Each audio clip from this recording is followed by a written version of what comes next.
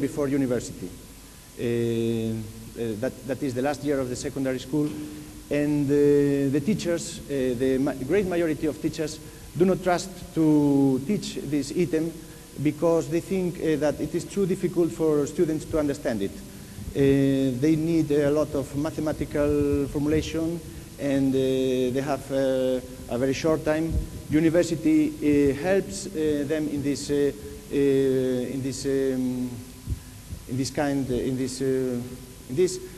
because when they make the examination for university, relativity is also not at the problems, and therefore the teacher at the end doesn't explain relativity at all. Well, our idea is that relativity affects space and time, and therefore it is so important for all the subjects that it should be explained at lower levels, because it is, so to say, common knowledge. Well, the usual way teachers affront the theme of relativity is this one. They explain to the students that there is a very important formula. They say that, and there is another formula similar to it, wie ein Vogel. also, Die and they say Begeisterung this is dafür relativity. ließ auch den heranwachsenden Lilienthal This is nicht los. relativity, and now you must make the calculations to understand why there comes a lot of energy from a small amount of mass, because the speed of light is very great, and if it is squared, it becomes highly great, and by the product there comes a lot of energy, and this is the problems that will come at the examination from the university, so you will be able to make a good examination if you understand this formula. And this is all, and there are also strange effects that you will understand if you study physics. In a similar way is also presented quantum physics, also with a formula. There is also another formula, and at the end there is also another formula, and the students with these 5 formulas are prepared to go to university, make the examination, and probably get a good result in this exam. But without knowing why they must use these formulas, they are quite easy, but they don't know why they use it. This is quantum theory. Well, I don't know any teacher who at secondary school does it another way. At our school, we presented a project so that we could work teachers from different subjects into the visualization of relativity. And this is the work we have already prepared. And in this work, there is a small part for physics, another part for mathematics, another part for design. There are also other disciplines such as technology and languages. And you may perhaps wonder how they can come into this so difficult matter as relativity. We will make it now for you. And I will ask you before if some of you make it at a secondary school in another way, please come here and help me. Because I would be delighted that we were here too. So nobody comes. Then I must explain you how we do it, and perhaps afterwards we will be more. First of all, we make the use of the only formula we introduce at all this presentation of relativity. It goes without formulations. The formula we use is, of course, this one, the relationship between energy and mass. And the formula, we present it in this way. Here is the formula. It is broken. No, it's not broken. It is so. You are a physicist. You understand what space-time is, I hope. This represents at the space-time graph a collision between two masses that are the same. Well, a mass comes from the right, so to say, at 50 kilometers per second or per hour, and this one comes from the left at the same speed, and they collide together at the center. This black line, can you see it? This is the same graph than there over there. So you can understand to the left. I'll explain at the moment the graph to the left. You don't need to see to the right, but you can see it also here. This is the center of masses. When the center of masses is at the middle of two masses, what does it mean? It means that the masses are the same. We have here two masses, yes. They are the same. I must thank my colleagues from the Spanish delegation. They have given me permission to use their ruler and also their balls, the glass ones. And if you put it the center of at the middle, you see both masses are nervous. Both masses are the same. Yes? This is, it would not necessary to explain it. Now, if we see it from the point of view of the driver of this car, what happens? The driver sees his car addressed. You see it now? This is addressed. And the other car comes against him at a greater speed, at 100 kilometers per hour. Don't make it without supervision of an adult. Yes? This is the center of masses again, and it is all the time at the middle. That means that both masses are again the same. There is no change in mass at all. Yes? We can make it because I am using the Galilean transformation between inertial reference systems. But the real thing is not this one. Relativity says us that the real transformation goes this way.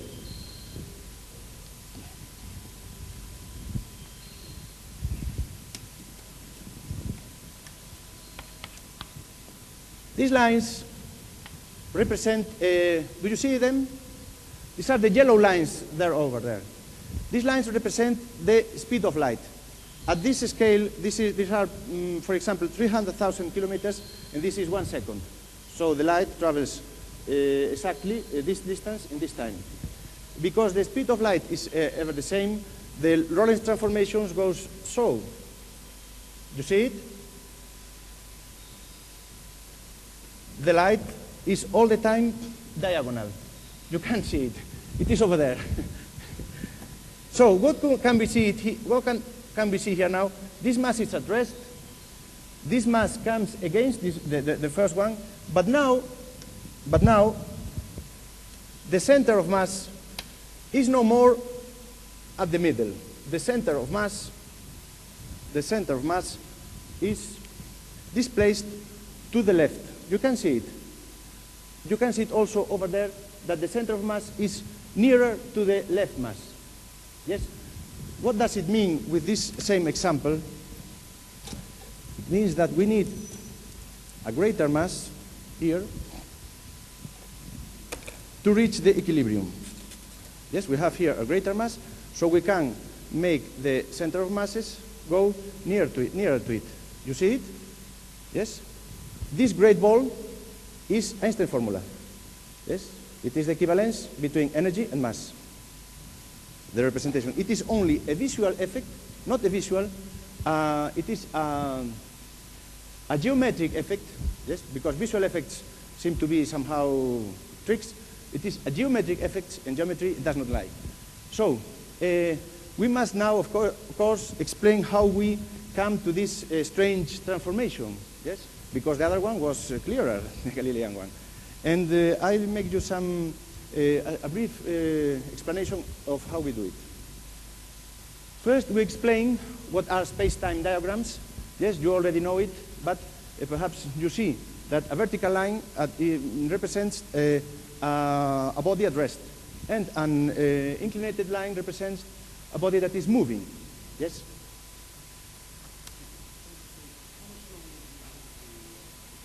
Until 10:30?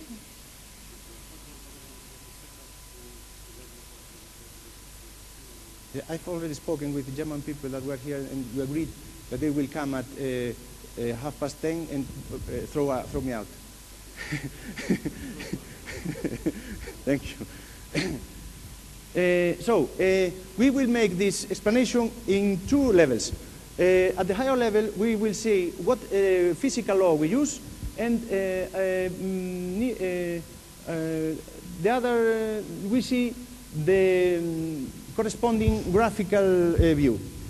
First, inertial systems in physics are represented geometrically by a linear transformation. Why is that? The first law of Newton says us that bodies at an inertial reference system maintain their speed, so to say. That is the straightness of their space-time line. The lines are straight because of the first law of Newton. And also that a change in inertial reference system does not change the physical laws, such as the first law of Newton.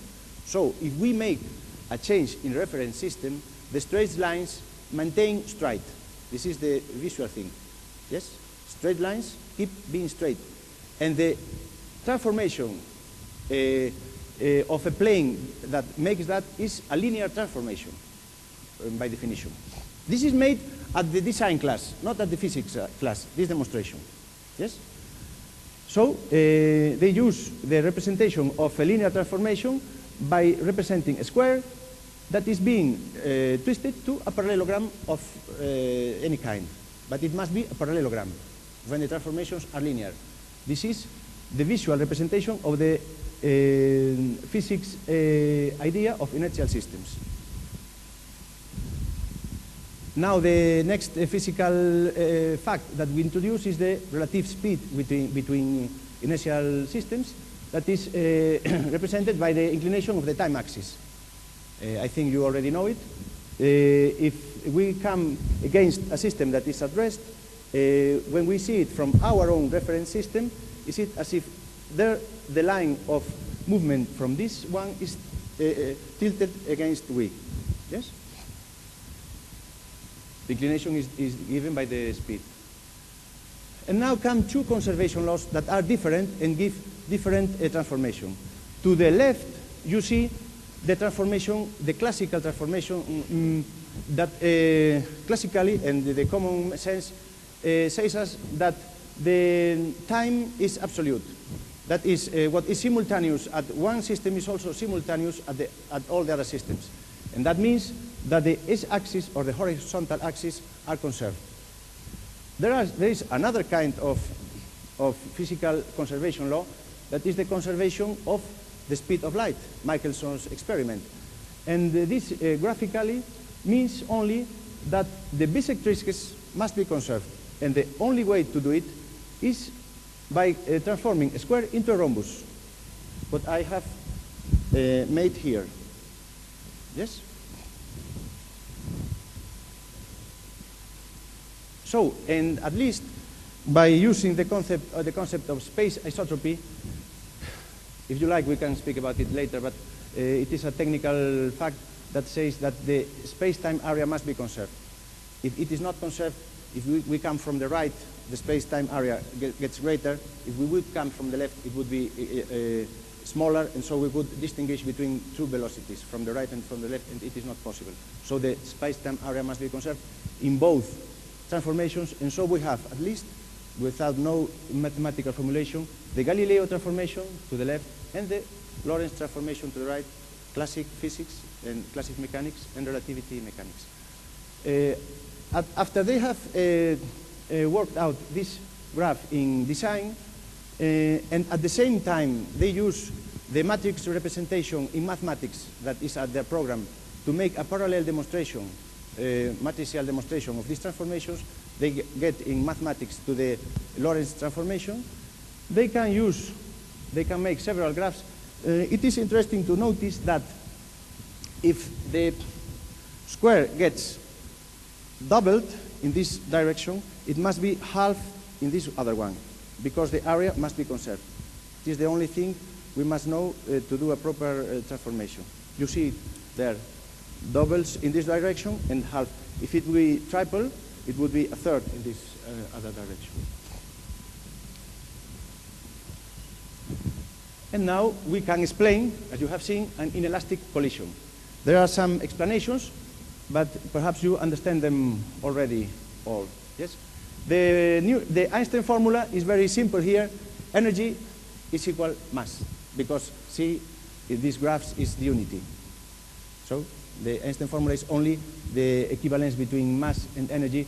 You can see at the right that the body with greater mass has also a greater energy because of the kinetic energy it has received. The other body to the right has no kinetic energy. Well, we have also some other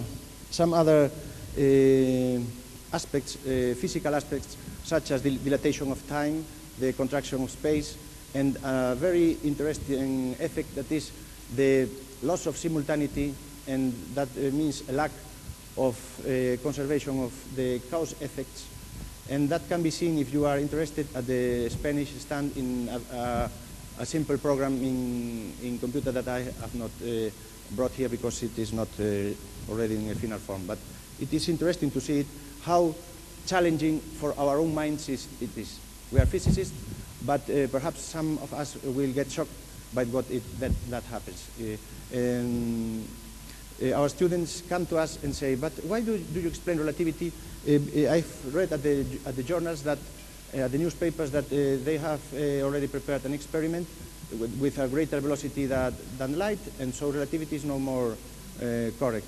But we can explain at these same graphs that relativity, and we can see it at this program, relativity predicts also speeds higher than light, and we can explain what it means. Yes, it is not a problem at all.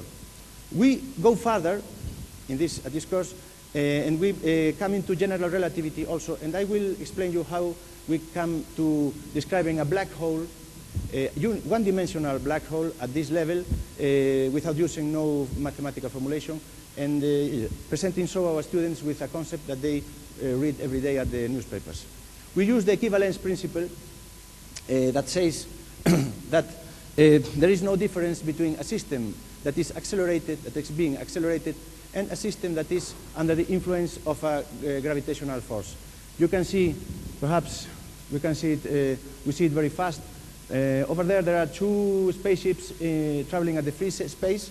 These are the accelerated systems, and here under there, the influence of the gravity that makes all the time the astronauts fall at the same, in the same way. The astronauts don't see the difference between being at free space accelerating or being landing at a planet. This is the meaning of the equivalence principle. Well, we must construct the space-time graph for accelerated bodies. Classically, these are parabolas. Yes, a parabola is the representation of the accelerated movement. But relativistic, they come into hyperbolas. Hyperbolas come asymptotically into the speed of light. You see it is this yellow, these both yellow lines. If we create, after this one, accelerated systems, we must complete a whole system adding the other coordinate lines. Yes, the radius of the hyperbola, we, as mathematics, they see it very easy that they correspond to the different spaces. They converge into one point. And we construct different hyperbolas with the same radius, and we reach at this final diagram. You see, this is the diagram of a black hole, one-dimensional black hole. The light travels at the speed of light all the time, because its inclination is 1. Do you see it there? But it cannot reach this barrier that represents the asymptote. So what is the view? When we see it from the inner view, light travels all the time because the space and time coordinates are getting closer, and time has no end into its travel. This is the same as the famous Zenon's paradox, when Achilles had to run against the turtle, but he never could win the turtle. It was not true, but this is true. Light never reaches, Achilles never reaches the turtle. And when we see it from out, we see that there is a barrier that no light and no space-time can come out of it. Yes? We can represent it in a three-dimensional way here. Perhaps you see it better. The barrier, now we represent the curvature of space-time. The light barriers are represented by real barriers. The exterior system, space-time system, is red, yes, flat, a flat system, and the interior system of the black hole gets curved so that light traveling at the speed of light never reaches an end in the interior system, but never goes until the barrier seen from the outer system.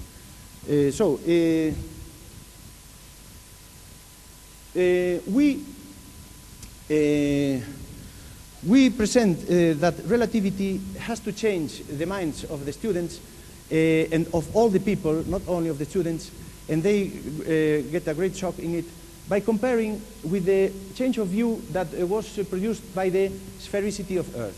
You know, a physician that was Eratosthenes made a very simple experiment with rays of light also, and he demonstrated that this view from all the people at those times, from a natural flat world with a supernatural also flat world over it, religion and so on, could not be sustained because this world had a curvature.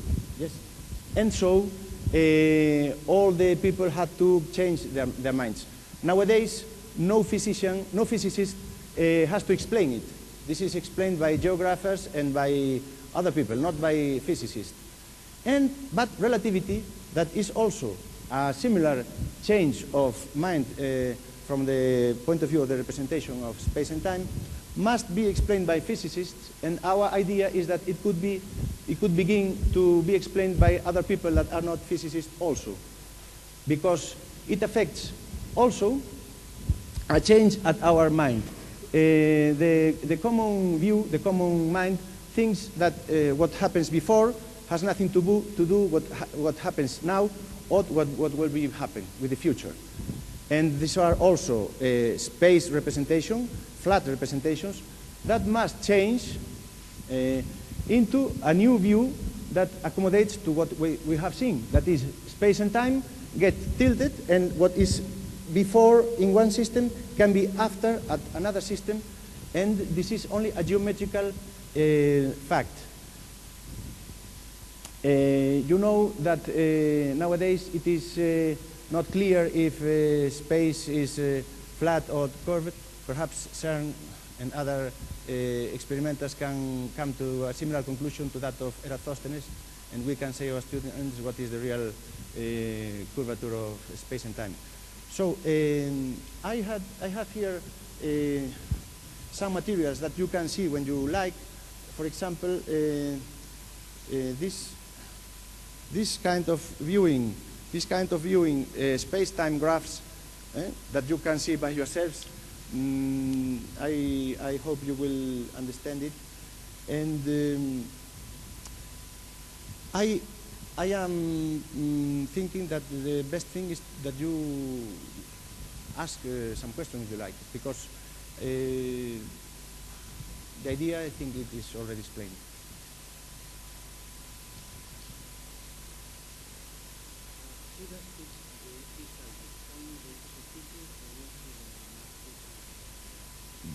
Yes.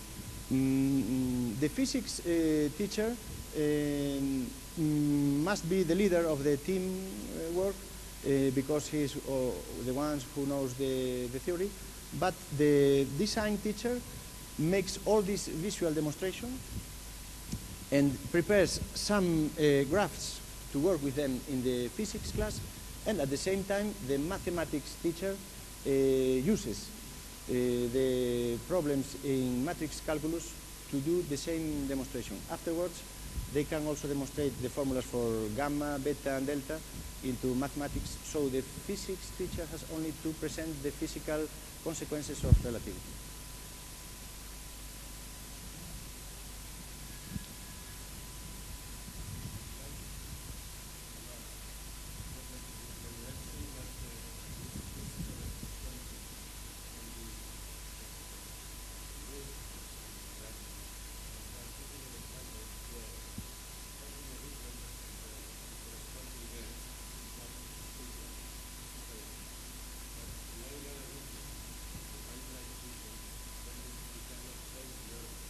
of course. Yes, yes, yes.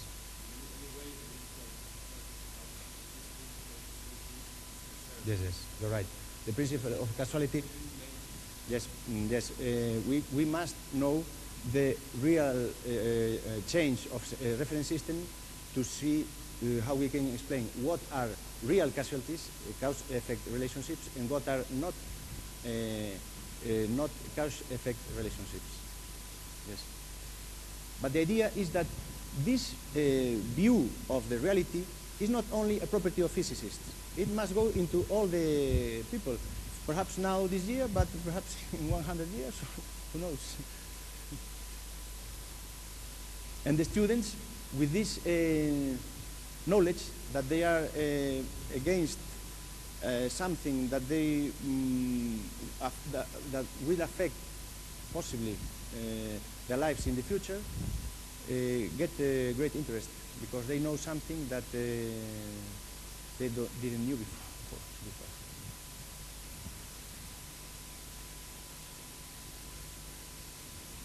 So if you, thank you.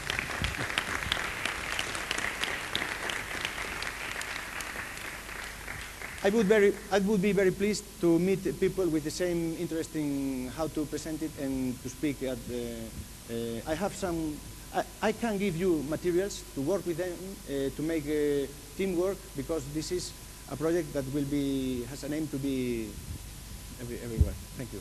Thank you to these very kind German people that has allowed us to make this presentation.